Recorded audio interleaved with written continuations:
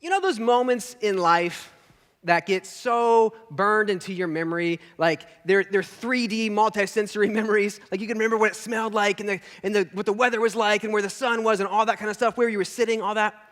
One of those for me was pretty unexpected at the time. This was about, I don't know how many years ago, a while ago.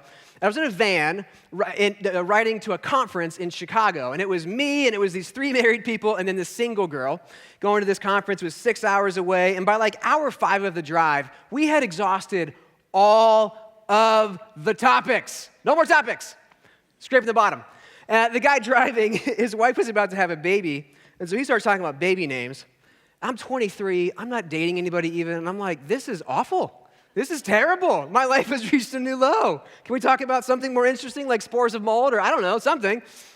But I didn't say that out loud. I wanted to contribute. And so I offered the only thing I had to offer to the conversation. I said, well, I don't know why. I've just always thought if I ever had a son, I would name him Ben. And then this girl sitting next to me, she gets this like, huh? I was like, what'd you say? I was like, if I had a son, I'd name him Ben. She's like, that's weird. I always thought if I had a son, I would name him Ben. I was like, oh, okay. Then she says, but I've always thought if I had a daughter, I would name her Gracie. And then I did the jaw hang open thing and was like, what did you say? It's like, I've always thought if I had a daughter, I would name her Gracie too. So I married that girl. I did. That's a true story, 100% true. And now we have a son named Ben, and we have a daughter named Gracie. Is that crazy? We also have a son named Eli, and he doesn't know this story, and I just would really love if you didn't tell him. So that would be great. I will send you the counseling bill if you do. I will, seriously. There's something about a name that we just recognize. It's meaningful, isn't it? There's power. There's power in a name. But there's also pain when you don't really feel like you have one, right? And I don't mean this kind of name. Again, I'm not talking this kind of name. I don't mean first name or a last name or a middle name, not that. By the way, have you ever met somebody without a middle name? You ever met somebody?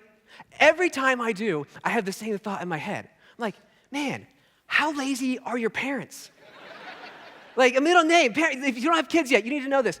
A middle name never gets used. You don't have to ace it. It does not need A-level effort. Just a solid C- will do. You can just Google like mediocre names and then close your eyes and pick one and move on with your life. There's no excuses. There's really none. No, but I'm not talking about those kind of names. Because you can have a name on a driver's license or a birth certificate or a student ID and you can still feel nameless. Or worse, like you're named something awful. The Bible talks a lot about names. A lot of them have to do with Jesus. You might know the name Jesus, Jesus the Christ, the Son of God. Well, he actually has 198 different names in the Bible. Did you know that? 198 different names. Not adjectives that describe him, names.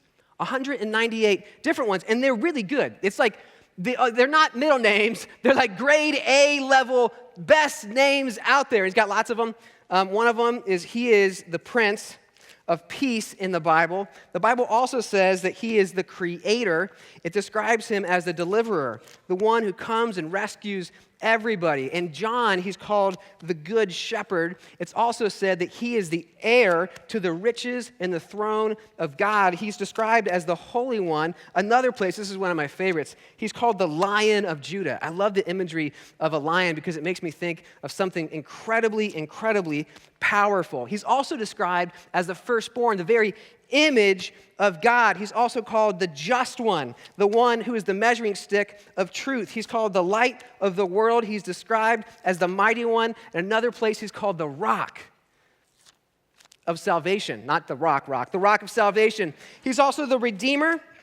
He is, in another place in John, he's called the way, the truth, and the life. And the summation of all of it, the kicker is he gets to be the Son of God.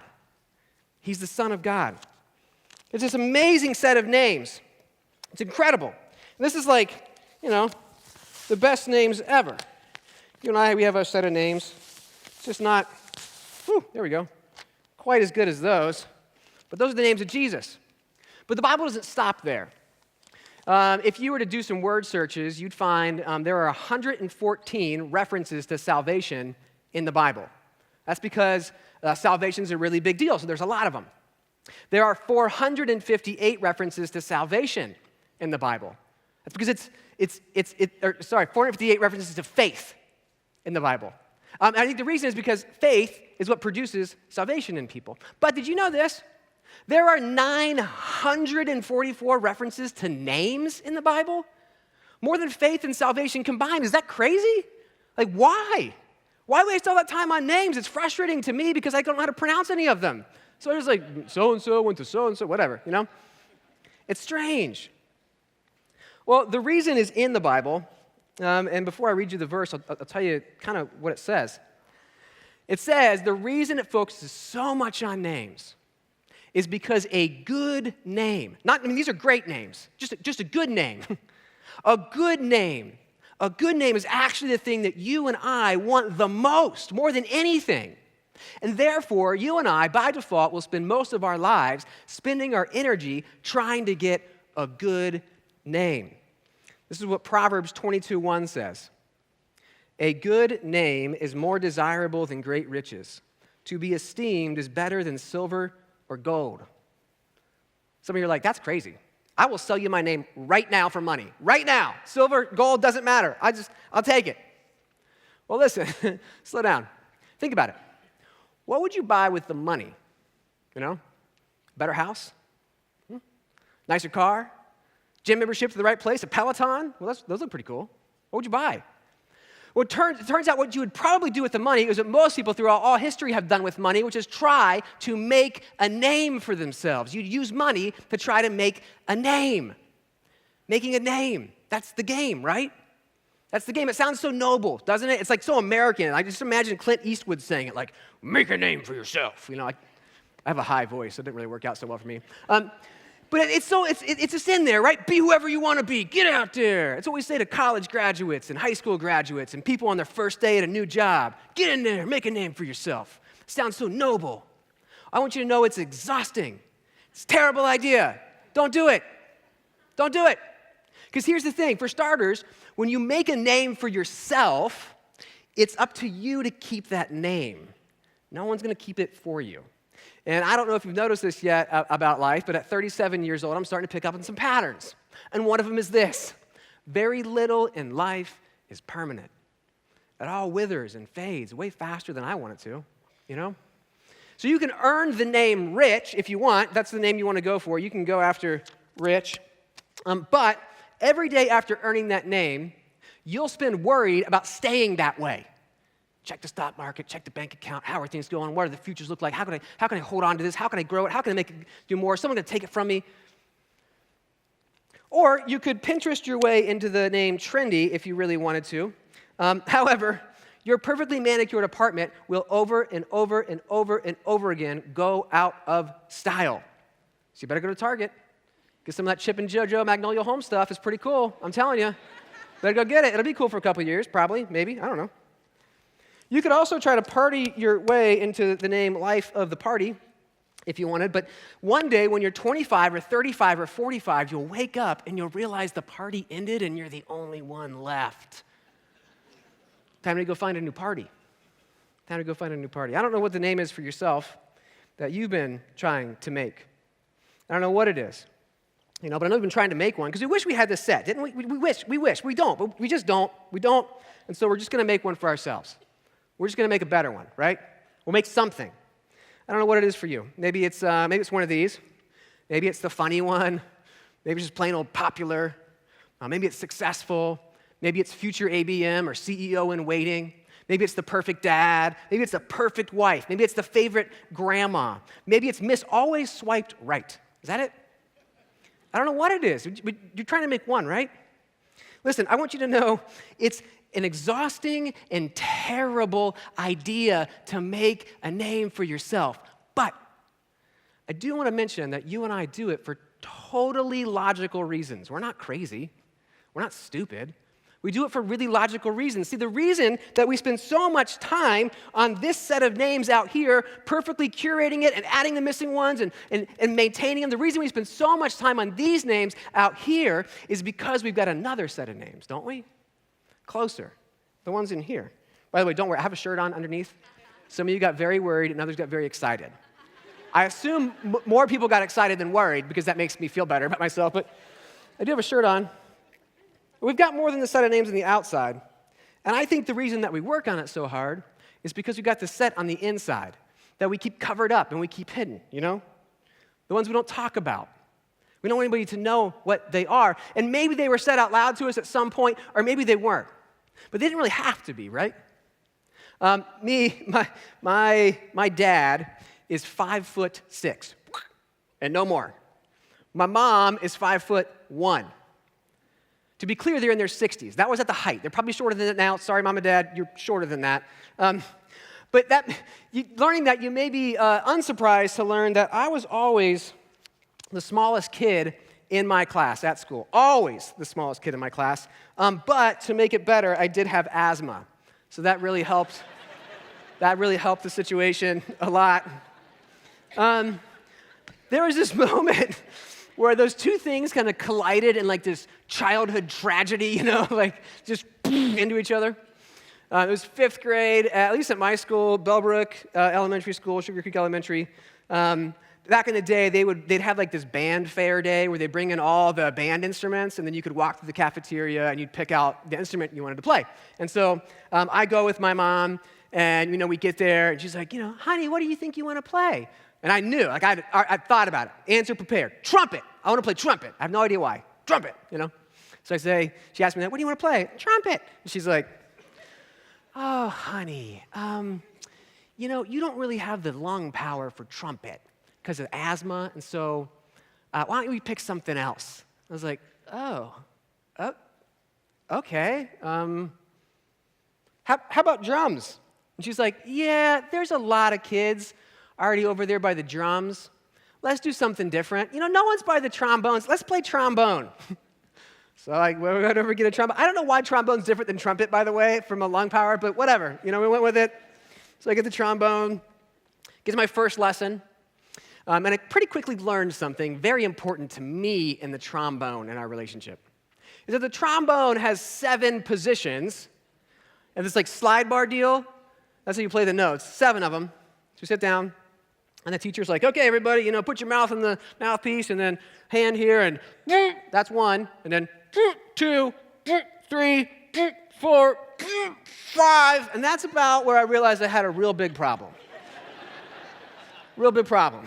Because there were more notes, but there wasn't more arm. It had stopped. So at 6, I was like, I could try and shove it out there with my fingertips. I'm like, and then 7 was like, throw it out there, come back, and then grab it. I played trombone for 3 weeks, so didn't last. Here's the thing about that, nobody ever had to tell me that my name was weak. I just kind of picked up on it. I just kind of knew it. And it was a name I wore in here for a real long time. I kept it covered up, better and worse. In high school, I weighed 119 pounds, soaking wet. I wrestled, and you remember in high school, like the wrestlers who would be cutting weight, so they're like putting on trash bags and running laps and like extra sweatshirts and spitting into cups and all that stuff? That was not me. I was chugging water trying to weigh enough to wrestle. That's what I was doing in the corner. So by the time I got to college, I was like, I got to do something different here. And so I decided that I would make a new name for myself that was better than weak. I decided I would become very, very strong. And so I joined something called the Barbell Club at my college, Georgia Tech, and I bulked up. The Barbell Club was awesome, by the way. It was like the old weights from the football team, and they were in the basement of one of the oldest buildings on campus. It was incredible. It smelled like sweat and mushrooms down there. It was awesome. Spent a lot of time there. Couldn't afford protein powder, so I ate cans of raw tuna, just straight out of the can. Little Texas Pete's hot sauce will make that go down a lot better. It really will. That's a pro tip for you. I tried to earn this name strong, and it worked. It worked. I mean, I got jacked. I was like, it was huge. It was awesome. Kinda. It was kind of awesome. It kind of worked. There was this girl I dated my senior year of college, and we were just in those moments where things just weren't going right. I was mad at her, and she was mad at me, and so we did what you do when you're upset at each other in college. We went to Chick-fil-A to talk it out. That's what we did. We went to Chick-fil-A. So we're sitting there in the booth, and I'm like leaning forward, talking to her, and she's like, I don't like that you blah, blah, blah. And I was like, well, I don't like that you blah, blah, blah, whatever. And then she just stops mid-sentence at one point, and she goes, I'm sorry, your biceps are so big, they are distracting. And I was like, all right. All righty. I think we worked this out just right now. It's like, she's going to come across me right now. We're starting making out in the middle of Chick-fil-A. God's chicken. Close your eyes, everybody, It's going to be awesome. But she kept talking, and it's not exactly what she meant. She's like, your biceps are so big. I mean, it is weird. It is weird. And I was like, oh, crap. I worked so hard on strong. But strong had its own set of problems. It didn't work. I literally sweated for it. It didn't work. Listen, I don't know what your version of that is, but I'm pretty sure you have one. So here's what I want you to do. Get out one of the name tags you got when you walked in. And if you're watching online, you don't have a name tag, don't worry. Just grab some paper. You're going to need 2 pieces and something to write with. Get out that first one, and I want you to write down that name and then pass it to your neighbor, and then we're just going to keep passing. I'm just kidding. We're not going to do that. We're really not going to do that. We're not. Not at all. Not at all. But this is really important. This is important. I want you to, if you've got it already in your head, write it down. If not, I'm going to spend a minute here helping you think of it. You got to write it down, and when you do, you can stuff it right back into your pocket. You can put it where no one sees it. Put it back in hiding. That's where it is anyway. It's fine. Just put it back there. But to help you think about what that word might be for you, and again, when it comes to mind, just write it down. I want you to think about where it maybe came from for you. Where did it come from? Maybe it was from a supposed friend who let you down. Maybe it was from a parent who told you were a disappointment. Maybe it's from a father who you never even knew. Maybe it's the divorce that you got last year. Maybe it's the mistake you made last night. Maybe it's the part of your body that you just hate. Just hate. I don't know what it is. But I do know what it sounds like. I know what it sounds like. Maybe it's dumb. If it's that, write it down. Maybe it's ugly. Maybe it's disappointment. Maybe it's not enough. Maybe it's accident, mistake, unwanted, unlovable, friend of no one.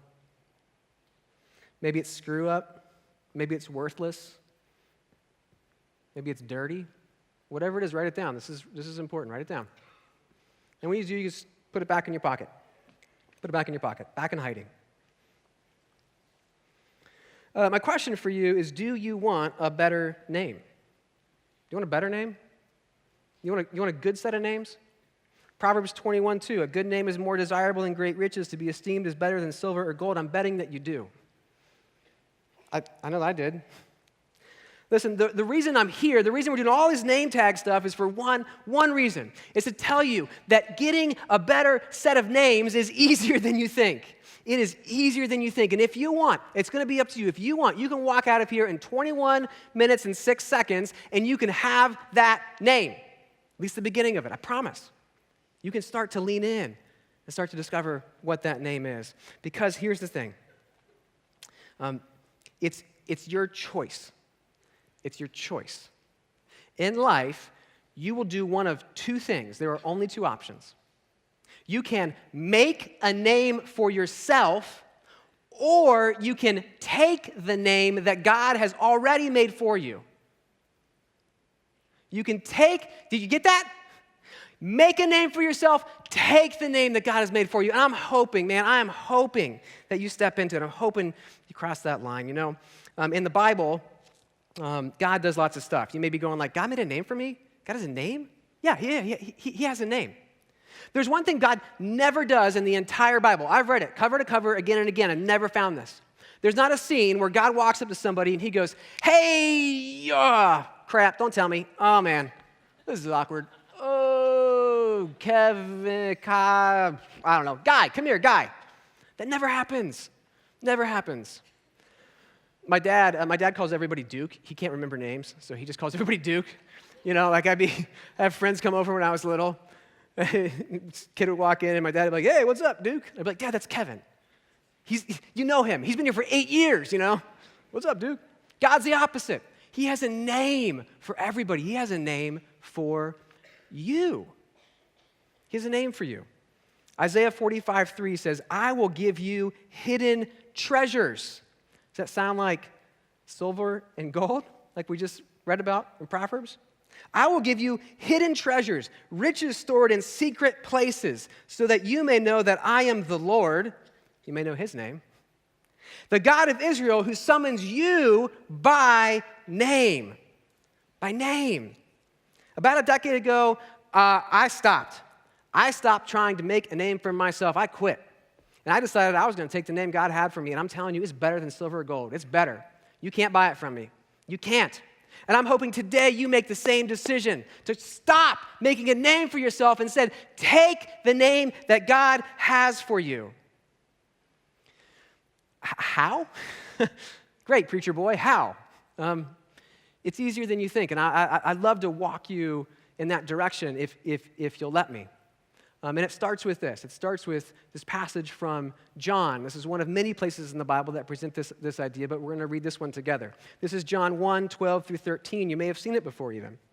"Yet to all who receive him, to those who believe in his name, he gave the right to become children of God." Step one, or go no farther, is you must believe that he exists and that his name is great.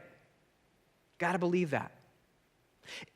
And get this, when you do, as this verse says, you get the right to become a child of God. A child of God. What does that mean? That means this one, son of God, you get that. Son of God, daughter of God. It means you get that name. It works just like it works, in the physical world. The child takes the parent's name. You get the name of God. You get the name of God. Now, what does that mean, though? Son of God. That's pretty up. What does that mean? What does that mean? Well, if you're having a hard time, or maybe you've had a hard time before, maybe it's not the first time you've heard someone talk about this, I want to help you because it also lets you know you're not alone. You're not alone. This is what I think most of the New Testament is written about. It's early believers in Jesus who are trying to wrap their heads around this ridiculous promise of being a child of God, a son, a daughter of God, and they don't get it. And so Paul, who wrote most of the New Testament, spends loads of times on this. It's what the entire book of Romans is about, and it's what Galatians is about. And I want to spend a little bit of time in Galatians because I think he's very pointed, and you can see it in Galatians. This idea of becoming a son of God, of taking the name of God, is not a surface thing. It's not a name tag. It's not a thing you can take on and just take right back off. It doesn't wither. It doesn't fade. It's total transformation, inside and out. This is Galatians 2:20. "I have been crucified with Christ." That's anybody who believes in Jesus. "And I no longer live, but Christ lives in me." In here. This one has to go. He lives in here. "Christ lives in me. The life I now live in the body, I live by faith in the Son of God who loved me and gave himself for me." He lives in you. But not just that. He also covers you. This is the next chapter. "So in Christ Jesus, you are all children of God through faith. For all of you who are baptized into Christ have clothed yourself with Christ. He is in you, and you are clothed with him. He's on the inside, and he's on the outside. That means when God looks at you, whether he looks at your outside or whether he stares at your heart, do you know what he sees? This. He sees this. He sees his son. And when he looks at you, he says, "You're these things. I see truth in you. I see goodness in you. I think you're mighty. I see power. You're my son. You have the ability to bring redemption to the world." All this stuff is how he sees you. All that becomes yours. Now, the first time I heard someone unpack this, for me, it just seemed too good to be true, It's like, no, surely, I thought I had to work for names. I thought I had to earn them. I kind of thought the Christian life actually was about trying to get the name, not these good ones necessarily, but the ones that were like, not that bad. I thought that would be a good name to have. Passable. That if God just thought I was passable, like I would really, I'd really be getting somewhere and doing something. But it's not. God has this incredible set of names for you. Incredible. What I had to do, by the way, when I dug into this, is I had to ask God to help me see me the way that he does. I said, God, would you just help me see me the way that you see me? If this is true, I need to see it. If you want to do that, you can do it. You can ask God that. Say, God, help me see what you see. When you do, I want to let you know, you're going to have to use a tool that you've probably discounted at this point in your life if you're an adult. See, adults, we like to discount this thing called the imagination. Because we think that imagination and imaginary are synonymous. They're the same thing. They are not. They're not the same thing. I can prove it to you right now. Imagine your car in your head. Picture your car. Okay, got it? Is your car now imaginary? No, of course not. Of course not. But what you did is you used a tool, your imagination, to access a reality that was otherwise off limits to you. You got to see something you could otherwise not see. It didn't make it not real. But you got to use your imagination. I had this picture when I got open to that idea. God gave me this picture in my mind. It was this little scene that I got to watch, almost like a movie, from the side. And what I saw was me, and I was standing in a circle of people, and they were all looking at me. And I was covered in rags, and I just kept all my energy was spent they kept falling off, and it was like, I just was trying to cover myself up, and no matter what I did, they kept falling off. And then this voice yelled, "Stop!" And so I stopped, and when I did, it was like, stop, and then they just kind of fell off. And I was like, oh crap. Sure that I was naked or it was shameful or just awful, whatever, the eyes clenched tight like this. And the voice says, open your eyes. So I did the one eye thing, looked around, and then I looked down. And rather than being naked and ashamed, this may sound goofy to you, I don't care. I was covered in shining chrome knight's armor. And God said, this is who you are. Stop trying to cover it up. You're never going to beat who I say you are. You're never going to make a better name than the one I have for you. You're not. You're not going to make it. And that picture for me, it meant noble. It meant a lot of things. Pure-hearted. Then when God sees me, he says I'm brave, powerful, dangerous in a good way. It meant all those things. God has a good name for you. He does. You have a Father in heaven with a great, great name for you. But I want you to know it's possible to take his name and to take it in vain. It's possible. You've heard of the 10 Commandments? Number 3 is, thou shalt not take the Lord thy God's name in vain. Top 3. Don't take his name in vain. And what we've relegated that to is not saying OMG. Sure. Maybe. But listen, when you dig into what those words actually mean, take means to put on. That's what take means, to bear, to put on. And vain means for no reason, to no benefit, for no purpose. This is going, you know what, I like this set, but I don't know, I'm just going to keep adding to it because these aren't, This is in vain, for nothing. Don't take his name in vain. Take what he says about you. I mentioned those 3 kids that I have a while back. Lately in our house, I've been kind of captain of bedtime. And bedtime, I don't know if any of the parents have this. We have our routine, it's like brush your teeth and put on your pajamas, and then we say prayers, and then get your butts into bed, that kind of thing. Well, some nights I get back from work, and I'm tired. I need the kids to get in bed now, not later, now. And so I will skip things in bedtime. I'll be like, you don't need to brush your teeth. We will buy you dentures. So we'll pay for cab. I don't care. It is fine. Get in bed. Get in bed. Get in bed. But there's one part that I will not skip. I will not skip. That's this part. Every night, my kids are still young. And so get this, they believe what I say about them. Isn't that crazy? They still believe that what I say is true about them. So I'm taking advantage of it. Every night I grab them, and I get them down here, and I say the same list of things to them. And I customize it for each of them, but I say the same core thing to each of them. Every single night, I look in their eyes and I say, hey, listen, you are good and kind and brave and smart and funny and creative and a leader, and I love you and I'm proud of you, and I am for you, and I am always on your side. Every night, I say that. Every night. Because I know something. I know they're going to leave my house, they're going to walk out into the world, and the world's going to shoot all kinds of other stuff at them. Try to tell them that they're not that. Try to tell them that that's fine, but you need to add to it. Something like that. And I don't want that for them. I want them to just believe me, Dad, that what I say about them is true.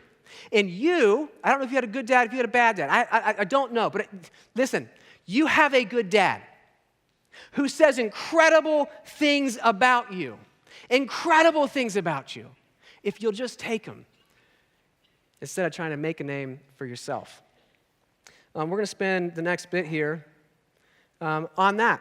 I want you to get out your second name tag that you got when you walked in here today. Take out your second name tag and your Sharpie. I'm just going to read you what he says about you directly from the Bible. This isn't my words, these are his words to you.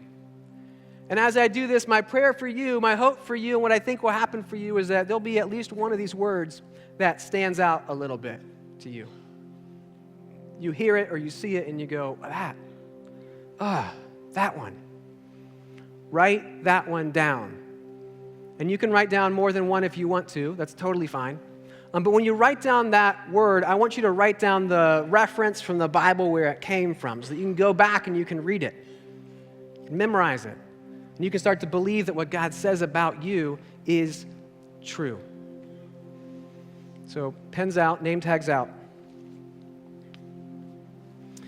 This is Zephaniah 3:17.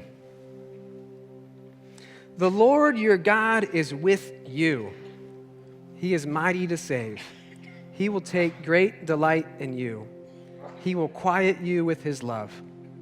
He will rejoice over you with singing. It means you're not alone. It means you're saved. You're safe. You're a delight. It means you're loved. If one of those stands out, write it down.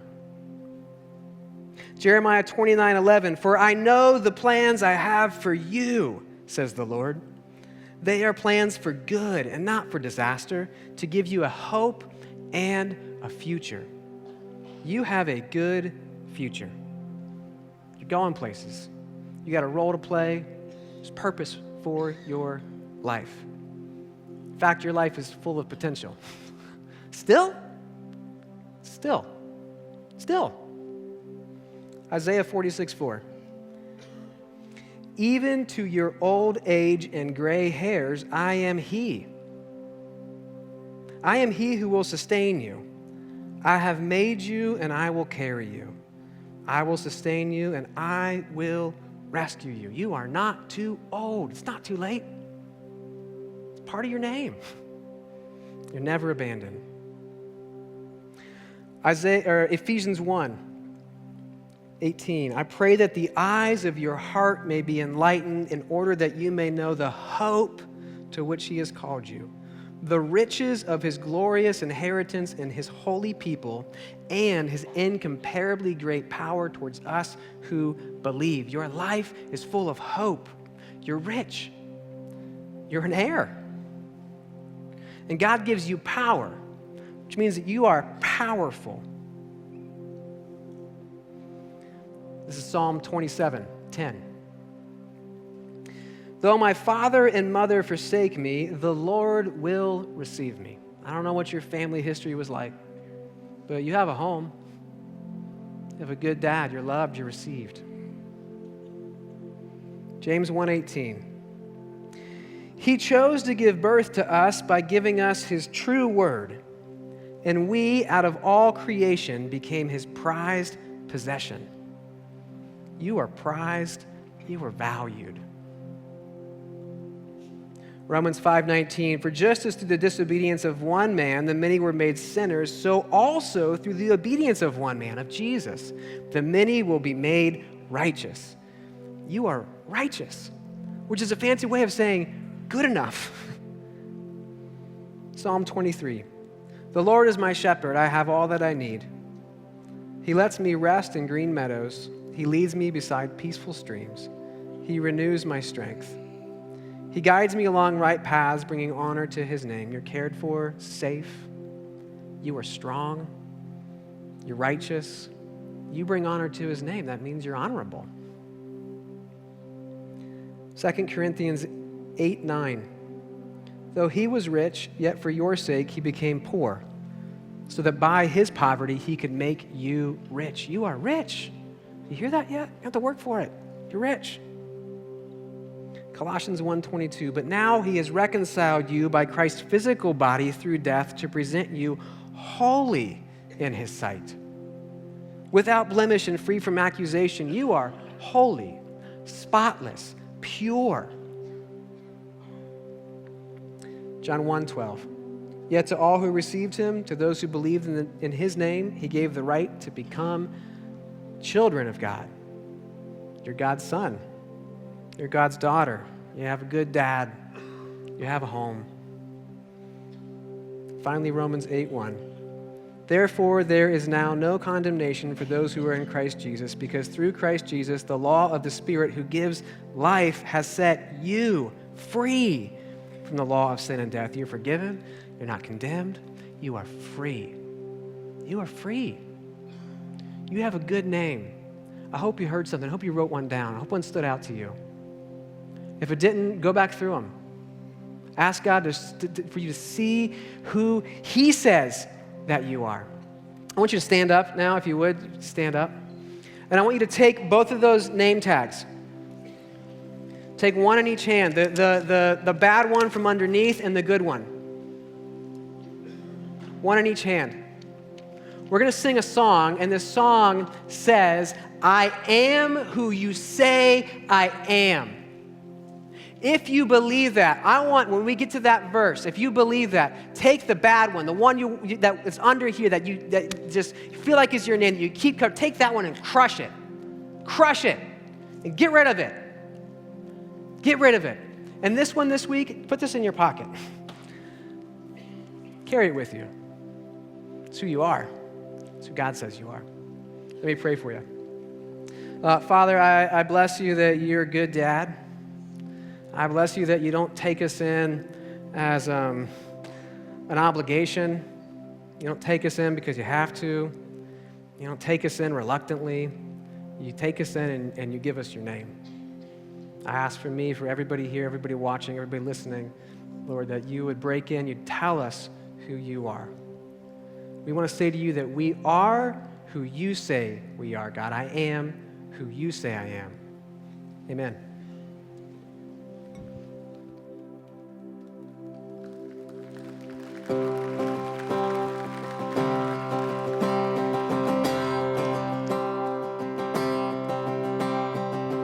Who am I that the highest King would welcome me?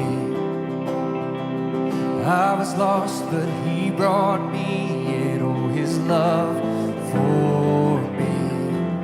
Oh, his love for me. Who the sun sets free, oh, is free indeed. I'm a child of God. Yes, I am. Free at last, he has ransomed me. Oh, his grace runs deep. While I was a slave to sin, Jesus died for me. Yes, he died for me. Who the Son sets free, oh, is free indeed. I'm a child of God. Yes, I am. In my Father's house, there's